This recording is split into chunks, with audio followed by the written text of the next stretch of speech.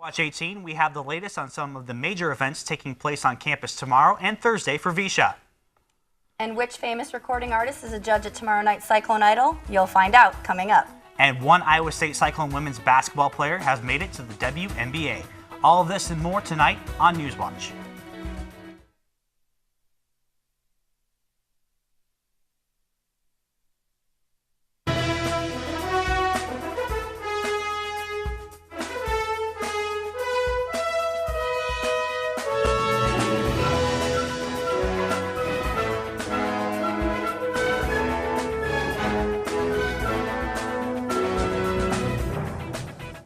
Welcome to this Visha Week edition of Newswatch 18. I'm Andrew Schneider. And I'm Rachel Begley.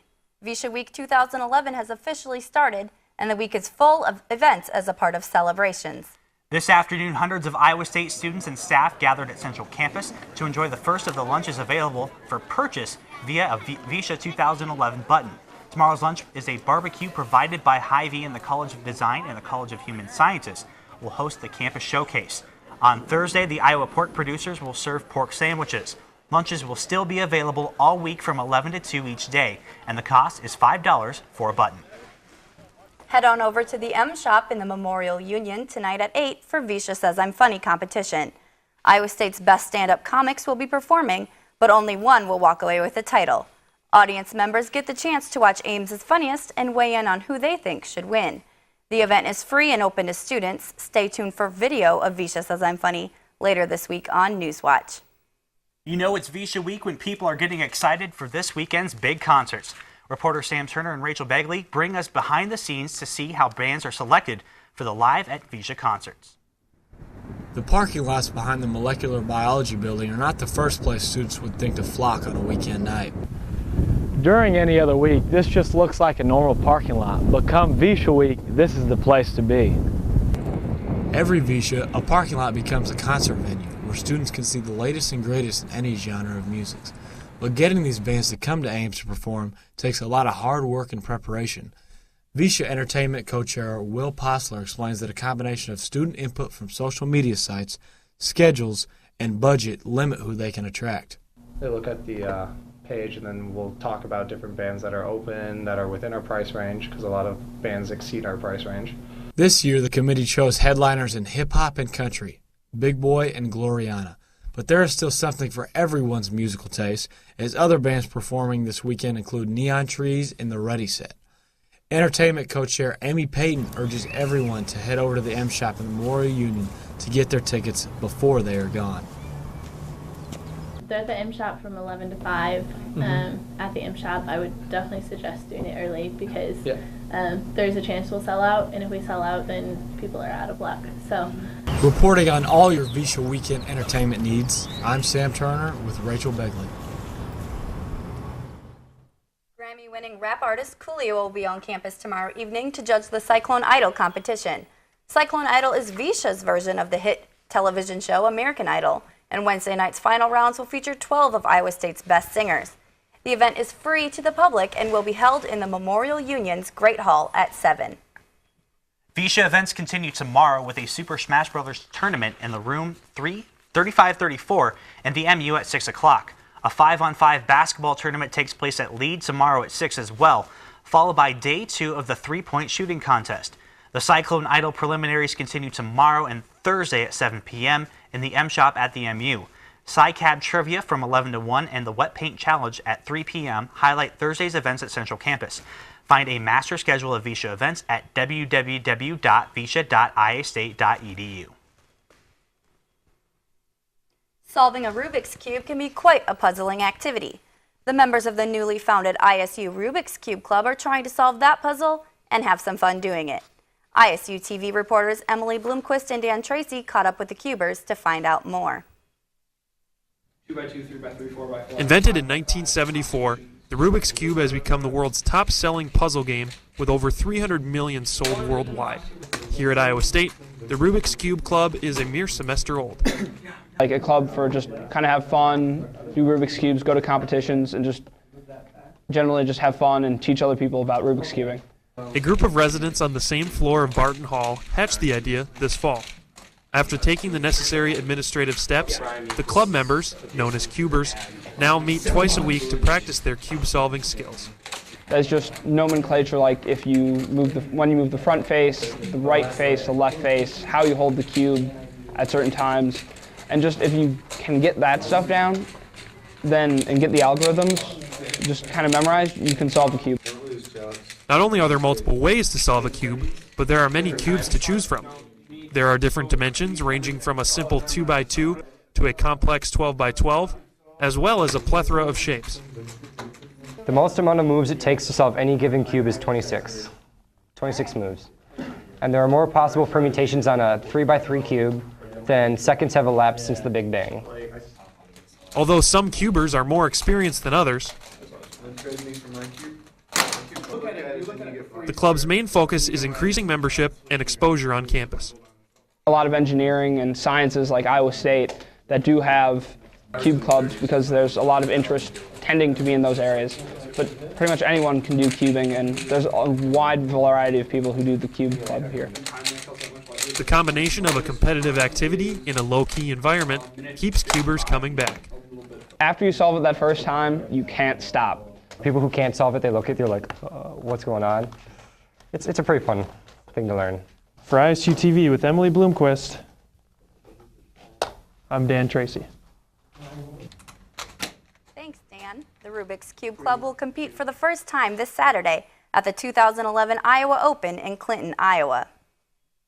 Well, I hear we have great news concerning a current Iowa State basketball player. That's right, Andrew. I'll fill you in after the break. This is Newswatch 18.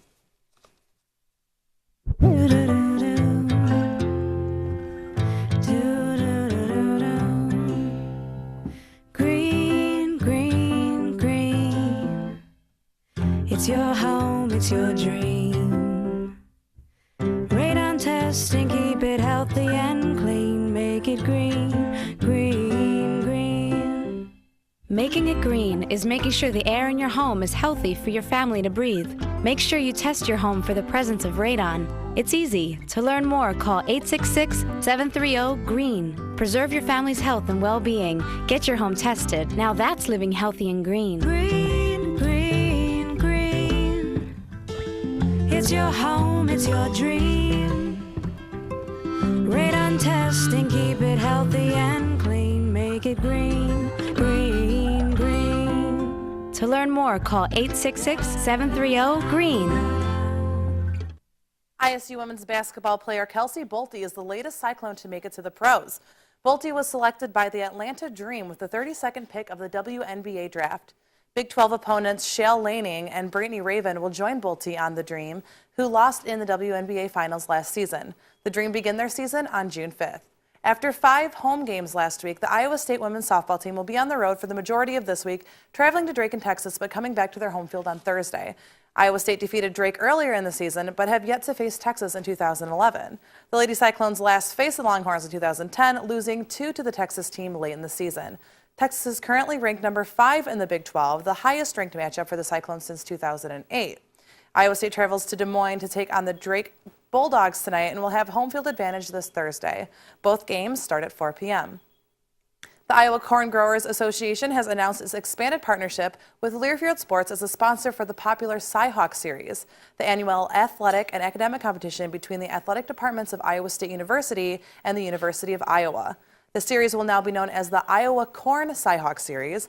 The Iowa Corn Growers Association hopes to promote the importance of corn in the state of Iowa through a multimedia platform throughout the athletics season. The Iowa State University track and field team traveled to Arizona last weekend for the 32nd annual Sun Angel Track Classic in Tempe. The Cyclones pulled through Saturday, recording 12 top 10 finishes overall. Highlighting the event for the Cyclones were Kiana Elahi, who took second in the 400-meter hurdles, and Alvin Garnett, who placed third in the 400-meter dash. The men's 4x400-meter relay team also finished strong, placing 5th overall. Cyclone track and field returns to action this April 14th through the 16th as they head to California for the 53rd annual Mount Sac Relays, the Beach Invitational, and the Brian Clay Invitational. Several groups of ISU students went storm chasing on Saturday and were rewarded with multiple tornadoes. The first tornado of the night was just outside Ottawa, Iowa. The same cell would go on to produce all of the tornadoes that we saw that night, including the Mapleton tornado. After the sunset is when the real action happened. Most of the time chasers stop as soon as the sun goes down, but the lightning in this case was frequent enough that we continued to chase.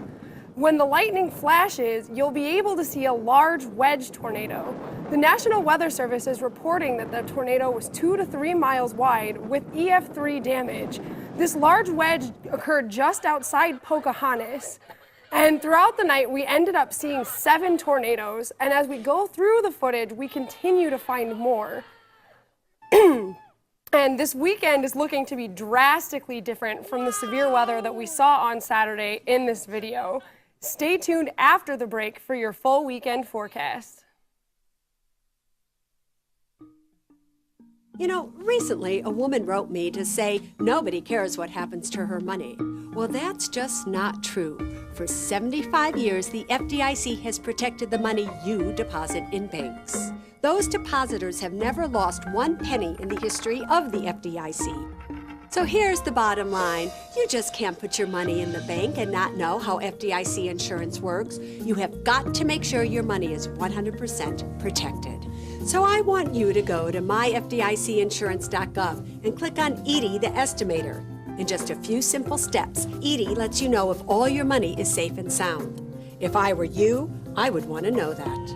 Who cares more about your money than you, me, and the FDIC? Susie's right. Visit myfdicinsurance.gov and use Edie the Estimator, because the more you know, the safer your money.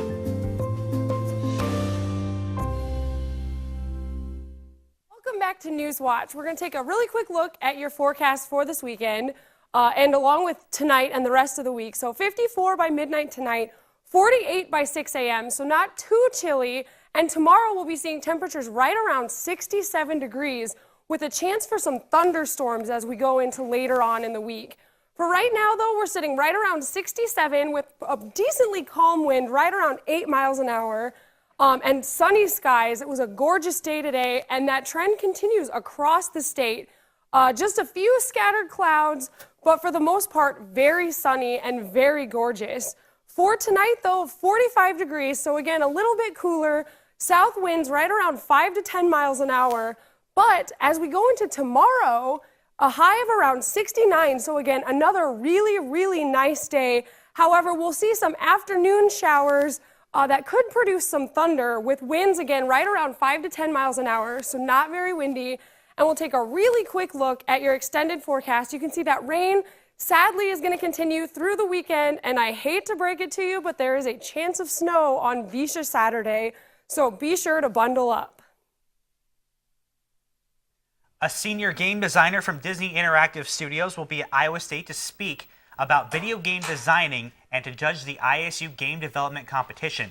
Nathan Summerson will be on campus at 7 p.m. next Wednesday in the Great Hall of the Memorial Union. With 10 years of designing experience of video games, he was a senior designer on Toy Story 3.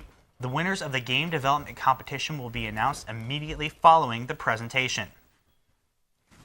That's all for tonight's edition of Newswatch. Join us again on Thursday at 7 for more cyclone news, weather, and sports. We close tonight's show with a very special surprise from Lake Laverne.